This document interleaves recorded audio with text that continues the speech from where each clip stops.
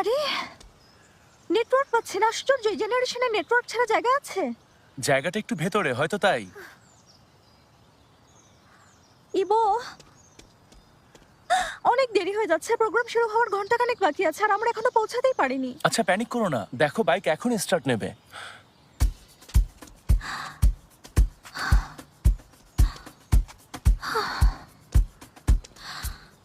Bike start নিচ্ছে না।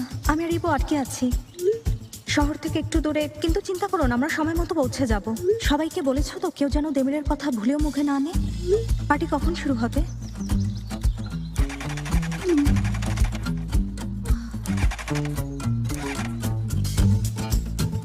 দম বন্ধ হয়ে আসছে।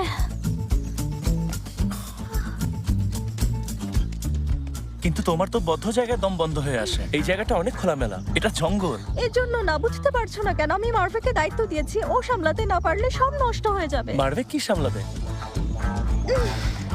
আইতা একটু শান্ত হও, কি সমস্যা খুলে বলো।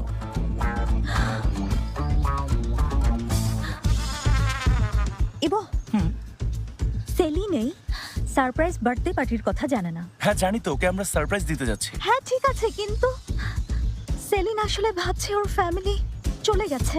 মানে ভাবছে বাড়ি খালি আছে। হ্যাঁ তো মানে সেলিন সাথে করে যদি কাউকে নিয়ে আসে। দেমির? কি বললে তুমি? তুমি কিভাবে জানো? মানে এটা কি ধরনের কথা? আমার ফোনেও নেটওয়ার্ক নেই।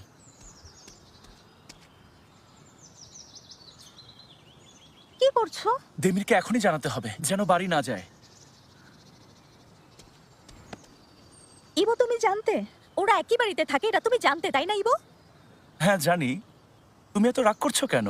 তুমিও তো জানো। কিন্তু তুমি জানতে না যে আমি জানি, আর আমিও জানতাম না যে তুমি জানো।